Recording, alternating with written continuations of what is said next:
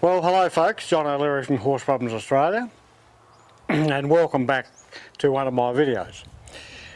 I haven't done one for a long time. We've been very busy in our family, but today we've got a subject which I don't think has been handled a lot on the internet, and it's to do with horses hitting their heads on the roof of a float. Now, there are a number of issues to do with the causes of it, they being human caused through handler mistakes or horse float design. So I'm going to deal with that first. This is Snip, and he's one of my wife's lovely young horses, and we've had him 5 or 6 years, and before we got him he had hit his head on the roof of a float. And we recognised that on the very first night we picked him up, in the dark in fact. Once they hit their heads on the roof of a float, they never forget it. And if they do it multiple times, you've basically ruined the horse forever and can't float it again. And some of the symptoms that they get is blasting out of floats at a rate of knots, blasting out of horse floats and even going over backwards on their head, or blasting out of horse floats and they always throw their head in the air in anticipation of the pain, which they never forget, and often will manufacture themselves to hit the roof again, even though it's the thing that they're most afraid of in their life. Now, the causes in terms of handlers. There are a couple of things that are the main causes of this happening. One is the biggest no-no in horse floating are people learning with horses in the horse industry, where they drop the back of the float but forget to untie the horse. And virtually all horses, most horses, will pull back violently and thrash around like a white porter shark, often smashing their heads on the side of the float, and it's not a pretty scene at all.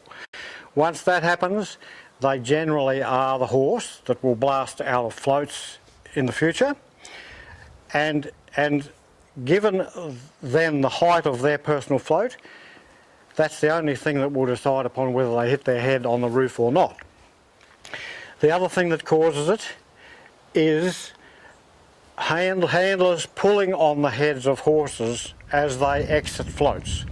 It's an absolute no-no to interfere with the head of a horse as he's walking out of the float, even if the horse is wanting to speed up and even if the horse is one that runs.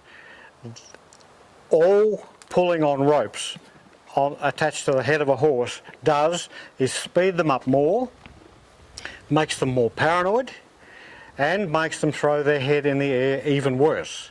So you have to fix them through other means, but never pulling on the heads as they're coming out. So they are, that's a couple of the causes. Then we come to horse float design. Historically in this country, 15 years ago when I started riding horse float manufacturers on my website, horse floats back then were 2,050 millimetres from floor to under the ceiling, which floats were too low for any horse basically over 15.2. Then of course with the breeding of warm blood horses have got higher, but floats haven't followed along. A few have begrudgingly, but back 12 years ago I went to the height of my float, and that's given us the luxury of not having got around to fixing this horse in all those years. The old story, we are always fixing other people's horses, never our own. Horse floats then went to 2,170 millimetres, which was the tailless floats here in South Australia and most other floats in the country. Some were 2,055. Then in the last few years a few went to 2,200, so they only went up 30 mil, and then a couple went to 2,250 where they had gone up 80 mil, And my float, I went direct to 2,350 millimetres when our other Wombat horse hit her head back all those years ago. And on that same day I cut the roof off the float. This float here is the optimum measurement for any Wombat horses. Any lower than 2,350 millimetres is too low for horses 17 hands and over. And for 16 horses over 16 hands, the height 2,200 is only just adequate, only just.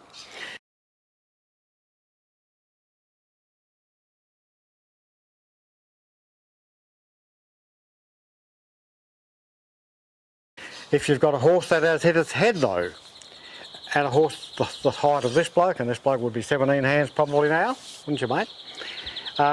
He would hit his head every time. There's nothing you could do to stop him. So they are the causes. Then you have the angle of the ramp. If the camera can look at the ramp on this float, this is the widest ramp in Australia. This ramp is an optical illusion, and I'll show you when this ramp is shut. I'll show you a photo now of what this float looks like from behind, but this ramp is extended out. Plus this is the lowest angled ramp in the country, probably in the world. The steeper the angle, the more a horse throws its head in the air on the way out. The faster the rear end drops off the back of the float, the higher the head goes in the air. When you're loading those horses, the greater the optical illusion that they cannot fit inside the float with the more steepness of the ramp. So the steeper the ramp, the more the horse thinks he can't fit in because he's looking up at the roof rather than a low ramp like this. So if you've got problem horses, extend your ramps and get a lower ramp and a lower float. Now, in terms of fixing them, I'm going to attempt to fix this bloke right here, right now, and show you some of the systems that can be employed to try and do that. But first of all, I want you to listen to the horses, as I always say. Watch the body language of this horse as I load him in the float, and watch his fears in life. Watch how important it is that you must listen to your horses, that the body language of horses is everything, that the look in their eye is everything, that what he does with his head and his face, the communications he may have with me. Straight away he's looking out there telling me he would rather not go in this float. Looking around there everywhere but towards the float. A lot of people would call such a horse a naughty horse, and as I say, and many other horsemen around the world, there are no naughty horses. There are only inadequate horse trainers, or owners, or psychologically damaged horses. Now, okay, so I've allowed this bloke to load in his own time over his life, and you'll see the whites of his eyes now showing. Walk on, Step. Good boy, walk on. Now, if I got after him now, we'd be doing the very wrong thing by this lovely horse who does not mean anything wrong. He's just communicating what's happened to him, and he's trying to work out, walk on, trying to work out, can he fit in the float? He's trying to assess the float. He's checking out float design as we speak. Good boy, he's a good boy. Walk on, good boy. You can tell that he wants to go in. He will offer to go in. Walk on, good boy, walk on, good boy, Nip, good boy. I've always given him great encouragement for his mind. Walk on, good boy, good boy. And notice when he does go in, the fear on this horse, as and how he overdoes it, and that's all. Shows you the pent-up fear in his mind from hitting his head on the roof of the float, probably only once. Good boy. Walk on. Good boy. Good boy. Good boy. He's a good boy. Yes, he is. He's a good boy. He's a good boy. Walk on. Walk on. Good boy. Good boy. Good boy. Good boy. Walk on. Walk on. Now you'll also notice that he keeps coming across here to me. This is body language showing that he knows I'm his comfort zone. And this is actually a problem in trying to fix such a horse as this, because then they start to run into this centre division here. And so I will stand a little bit further over to help him. Good boy. Making sure he doesn't tread on my foot. Good boy. Now he's coming up bit by bit to assess, to see if he can fit okay with his head on the way in. Walk on. Good boy. Good boy. He's a good boy. Yes, he is. He's a good boy. Walk on. Good boy. Good boy. Good boy. He hears a big sigh. Now that's a sigh of worry, but also a sigh, a little bit of relief, because I'm encouraging him here. Walk on. Good boy. Good boy. I'll reward him each time for just a little bit of a try. Good boy. You're a lovely boy, aren't you? Hey, walk on. Not your fault. Good boy, Snip. Good boy. Walk on. Good boy. He's a good boy. Yes, he is. Walk on. Walk on. Good boy. Good boy. Good boy. Good boy. He's a good boy. This horse would never say no to anything in his life. He's such a sweetheart. So this is never his fault. Walk on. Walk on. Walk on. And he's been doing this now for 6 years. And we've been allowing him to take his time like this for 6 years. Haven't got around to fixing him. I could put him in quicker, but why would we bother? There he almost got up the courage, because that's all he's trying to do here. Sum up the courage. Walk on. Good boy. Good boy. Walk on. Walk on. Good boy. And you'll see how the little bit of a speed up. Now, sometimes he will almost go through the chest rail. Last time he was floated, he almost went through the chest rail. Now, when you unload these horses, as I said, once they have hit their head once, take particular notice of what he does with his head and neck, knowing that he's expecting to smack his head on the float, that he's actually manufacturing his own demise, which is what they all do. And this is where horse float height is the only thing that saved this horse through his career so far.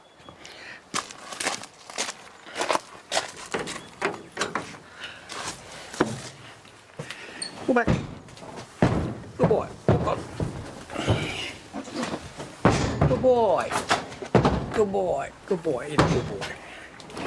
And I must not touch his head. Walk on. Good boy. Good boy. Okay. So they all do that, and that's what tells you that a horse has hit its head on the roof of the float. And as I said, 2,350 millimetres is what is the optimum height for any warm blood horse in Australia. So now, to try and fix this horse, I'll just go forward a bit. What I have done first on another day, a few weeks ago, was that as he went out, once he cleared it, I took hold of his face and lightened him up with my system, which is just lightening them up in the heads to such an extent where a horse will follow you anywhere. That's my system of loading horses onto floats. And then walk on, and then hanging off his head, reward and relief, arcing him forward, reward and relief, good boy, bring him up, and then going back again once he's under this, so that he can start to realise that going back whilst under it, he can actually do it without throwing his head in the air. The other thing that I've done is to I'll just open this up to give myself a little bit more room and for you to see better. The other thing I've done, come up here mate, walk on. We don't need wind. I'll just grab a broom.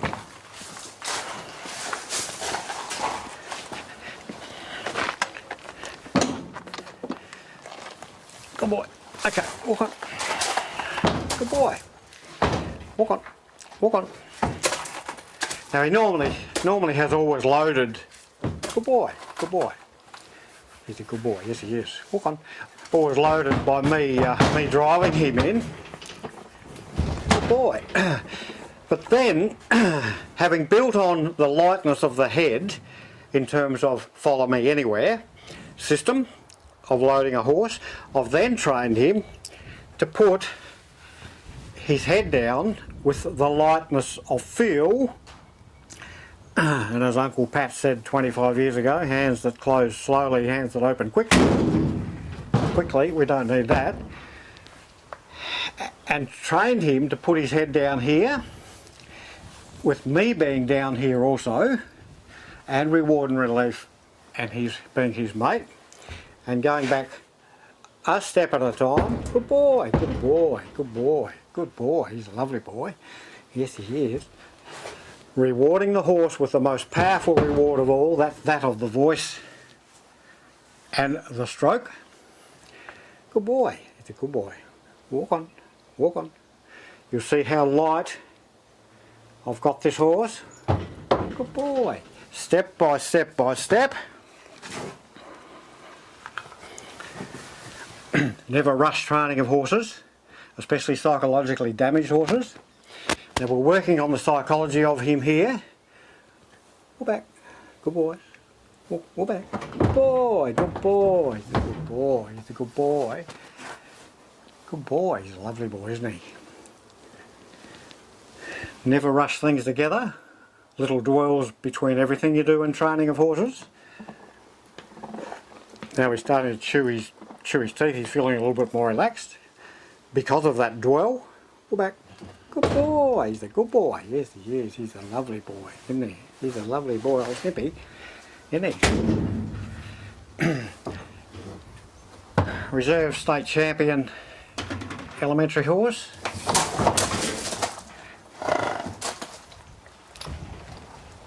Just one sec, I'll just have to tie that with a rope.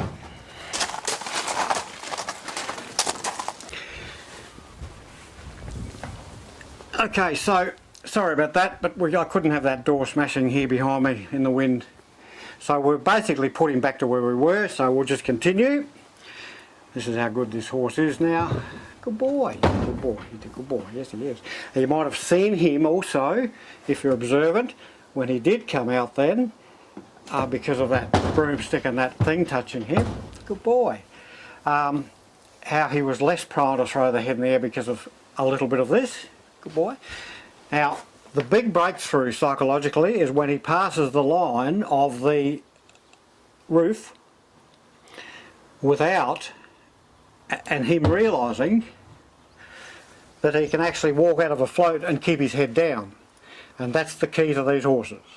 You have to break that mental necessity to throw their head in the air. Walk on. Good boy. Good boy. He's a good boy. Yes, he is. Good boy. Now, if he ran out of here all of a sudden now, which at the start, one day when I had 5 minutes at a show, I started outside the float, I would immediately take hold of his face and reload him and not let him run through my hands. That's how we've got to this stage here. Good boy, walk on. Good boy, he's a good boy. Good boy, he's a good boy. Yes, he is, he's a good boy. Head down. Good boy, good boy. Now, if you play that back, you'll see him wanting to put his head up there because suddenly he realises he's here on the point of building the head. Good boy, he's a good boy, Snip. Good boy, Snip. Good boy, Snip. He's a good boy. Good boy, isn't he? Hey, lovely boy. This horse is a big smoocher. He'd like to sit here and put his face against my face. Go back. Good boy. Good boy. He's a good boy. He's a good boy. Yes, he is. You heard a sigh of relief then. I don't know if you could pick that up in the microphone. One more time. Go back. Go back. Go back. Good boy. Good boy. You'll often hear me talk about hands on my blog.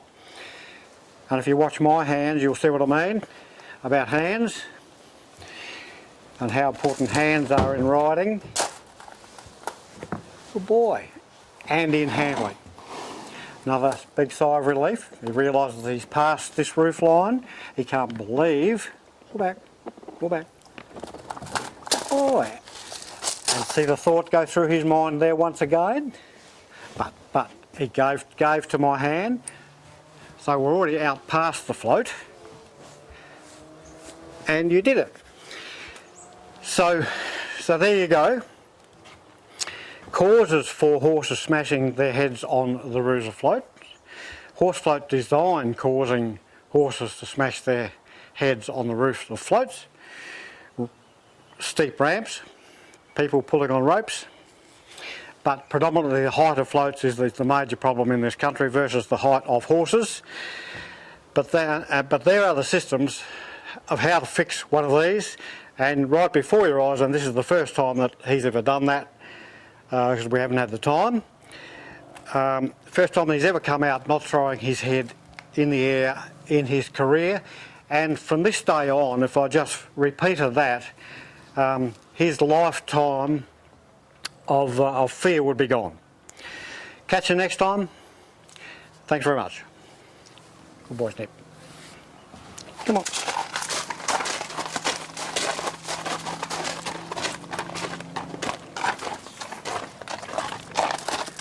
Good boy.